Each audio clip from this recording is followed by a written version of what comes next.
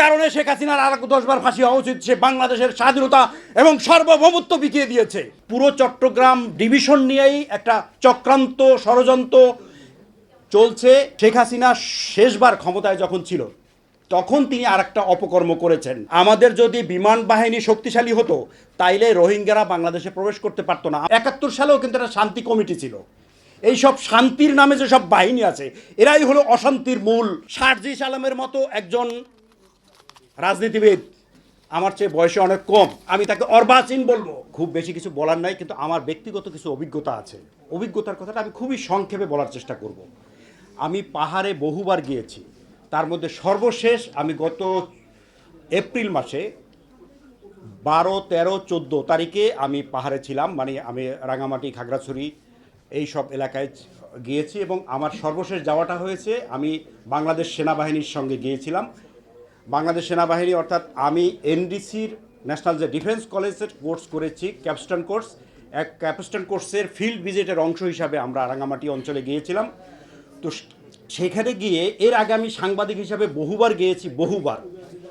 তো আমার কিছু নতুন অভিজ্ঞতা হয়েছে। ওইখানে রাঙামাটিতে চাকরি করে আমার এক বন্ধু, ঢাকা বিশ্ববিদ্যালয়ের সে ছাত্রী ছিল। সে একটা ব্যাংকে, বেসরকারি ব্যাংকে চাকরি করে। তার সাথে আমার ওখানে গিয়ে আবার দেখা হলো। সে আমাকে কথা প্রসঙ্গে বলল যে ওইখানে বিভিন্ন সরকারি এবং বেসরকারি যে ব্যাংকগুলো আছে এর মধ্যে আমরা সবাই জানি যে সেনাবাহিনীর একটা ব্যাংক আছে, ট্রাস্ট ব্যাংক।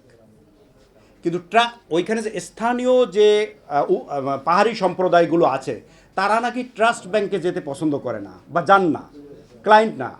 ট্রাস্ট ব্যাংক খাকা করতেছে, কিন্তু অন্য যেসব ব্যাংকগুলো আছে, ও চাকরি করে যে ব্যাংকে এবং অন্যান্য বেসরকারি ব্যাংকগুলোতে তারা যায়। তা আমি জিজ্ঞেস করলাম কেন ট্রাস্ট ব্যাংকে কেন যায় না কেন? কারণ হচ্ছে বাংলাদেশ সেনাবাহিনী এবং বাংলাদেশ সেনাবাহিনীর স্বার্থ সংশ্লিষ্ট যে প্রতিষ্ঠানগুলোর আছে তার বিরুদ্ধে যেভাবে অপপ্রচার এই পাহাড়ি জনগোষ্ঠীর মধ্যে চলে সেটা অবিশ্বাস্য। আমি আপনাদেরকে যারা পাহাড়ে যাওয়ার অভিজ্ঞতা নাই, আমি আপনাদেরকে অনুরোধ জানাতে চাই আপনারা অন্তত একবার পাহাড়ে আপনারা যাবেন। কেন যাবেন? বাংলাদেশের যে টোটাল আয়তন এর 10 ভাগ হলো এই পাহাড়।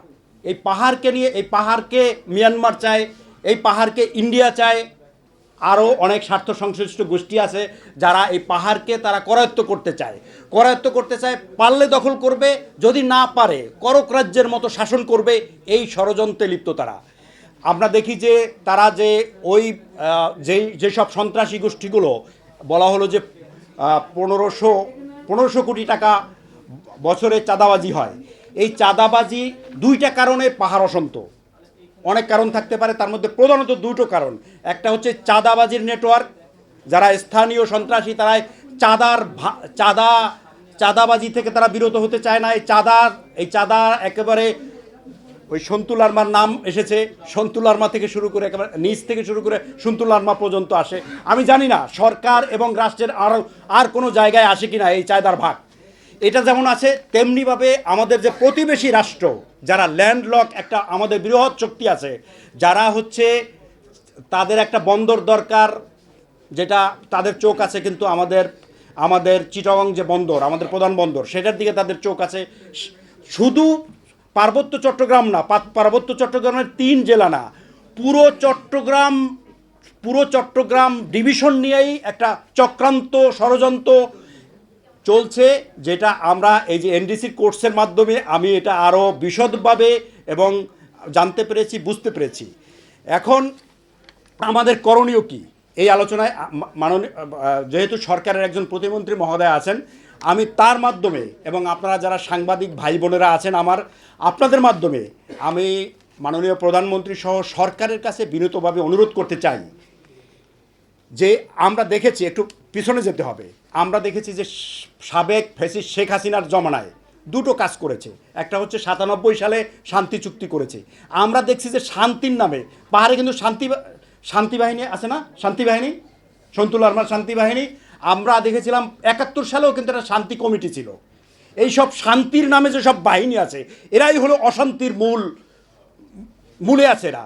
তো এই শান্তি বাহিনী, শান্তি কমিটি, তো এরা আমরা দেখলাম যে 97 সালে শান্তি চুক্তি হলো এবং শেখ হাসিনা শেষবার ক্ষমতায় যখন ছিল তখন তিনি আরেকটা অপকর্ম করেছেন। এই অপকর্মের কারণে শেখ হাসিনার 10 বার ফাঁসি হওয়া উচিত। সেটা হচ্ছে এই যে রোহিঙ্গা সম্প্রদায়কে বাংলাদেশে আশ্রয় দিয়েছে, এইটা যে এই বাংলাদেশের টুটি চেপে ধরেছে, বাংলাদেশের স্বাধীনতা সার্বভৌমত্ব যে বিকিয়ে দেওয়া হয়েছে শুধুমাত্র সে একটা নোবেল পিস প্রাইজ পাওয়ার আশায়। এই যে রোহিঙ্গা সম্প্রদায় এখন 12 লাখ বা 14 লাখ আছে।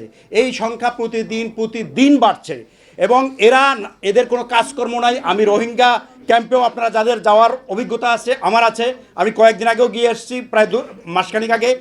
এইখানে এটা তো কোনো মানুষের জীবন না, তারা একটা অমানবিক জীবনযাপন করছে এবং এদের মধ্যে বিরাট একটা জনগোষ্ঠী আছে যারা সন্ত্রাসের সাথে সরাসরি যুক্ত। তাদের কোনো কাজ নাই তো সন্ত্রাসী কর্মকাণ্ড ছাড়া। তো এইরকম একটা বিস্ফোরা শেখ হাসিনা তৈরি করে গেছে বাংলাদেশের এই আমাদের গুরুত্বপূর্ণ, যেখানে আমাদের প্রধান পর্যটন স্পট হচ্ছে কক্সবাজার। এই কক্সবাজার, পার্বত্য চট্টগ্রাম এবং চট্টগ্রামকে নিয়ে যে ষড়যন্ত্র এবং বিদেশি শক্তির যে ষড়যন্ত্র, সেই ষড়যন্ত্রের সাথে আমি সরাসরি শেখ হাসিনা এই ষড়যন্ত্রের সাথে যুক্ত, এটা আমি বলতে চাই, এটা আমার বিশ্বাস।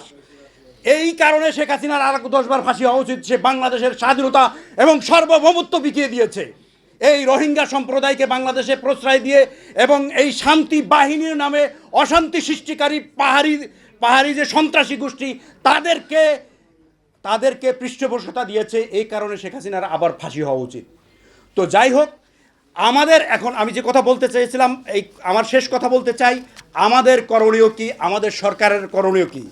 আমি এই যে এনডিসি কোর্সের মাধ্যমে আমরা যেটা জেনেছি বা দেখেছি, ফিল্ড ভিজিটের মাধ্যমে দেখেছি, আমাদের যে 3টা বাহিনী আছে, সেনাবাহিনী, বিমান বাহিনী এবং নৌবাহিনী। সেনাবাহিনীর সক্ষমতা আমাদের মোটামুটি আছে, নৌবাহিনীরও আমি দেখেছি তাদের কিছু ফ্রিগেট আছে। কিন্তু পৃথিবীতে এখন যুদ্ধ হয় কিন্তু বিমান বাহিনী। আমরা দেখেছি যে ইসরায়েল এবং ইরানের যে যুদ্ধ মূলত আকাশপথে হয়েছে না, তারপরে পাকিস্তান এবং ভারতের যে যুদ্ধ হয়েছে এটা কিন্তু বিমান বাহিনীর মূলত পরিচালনা করেছে বিমান বাহিনী। তো আমাদের বিমান বাহিনীর এতই খারাপ অবস্থা, কয়েকদিন আগে আমাদের যে এনডিসির সমাপনী কোর্সে সেনাপ্রধান বক্তব্য দিয়েছিলেন, উনি বলেছিলেন আমাদের যদি বিমান বাহিনী শক্তিশালী হতো তাইলে রোহিঙ্গারা বাংলাদেশে প্রবেশ করতে পারতো না। আমরা আগেই অ্যাসেস করতে পারতাম যে রোহিঙ্গার ঢল আসছে, ওই পারে কি হচ্ছে, এটা আমরা আগেই জানতে পারতাম। তো আমাদেরকে এই বিমান বাহিনীর সক্ষমতা বাড়াতে হবে আমাদের। এটা না হইলে আমাদের স্বাধীনতা সার্বভৌমত্ব আরও হুমকির মুখে পড়বে। আমরা এই ট্রাপ থেকে, এই ফাঁদ থেকে, এই ষড়যন্ত্র থেকে মুক্ত হতে পারবো না। আর শারজিস আলমের মতো একজন রাজনীতিবিদ, আমার চেয়ে বয়সে অনেক কম, আমি তাকে অর্বাচীন বলবো। সে কোন মুখে, সে কোনো কিছু না বুঝে, আমি বিশ্বাস করতে চাই সে না বুঝে বলেছে। আর যদি সে ষড়যন্ত্রের অংশ হয়ে থাকে তাহলে তার বিচার করা উচিত। সে কি, যদি এই কথা আমার পূর্ববর্তী বক্তারা সবাই বলেছে এবং আমার ব্যক্তিগত অভিজ্ঞতা আছে, আপনারা যারা অবিশ্বাস করেন তারা গিয়ে দেখতে পারেন, পাহাড় থেকে যদি সেনাবাহিনী প্রত্যাহার হয় 2 ঘন্টার মধ্যে ওটা সন্ত্রাসী এবং পার্শ্ববর্তী দেশের দখলে চলে যাবে। আমাদের 10 ভাগ ল্যান্ড কি আমরা হাতছাড়া করতে চাই? নিশ্চয়ই চাই না। অতএব যারা এই পাহাড় থেকে সেনাবাহিনী প্রত্যাহারের দাবি করছে, আমরা তাদের শাস্তি চাই।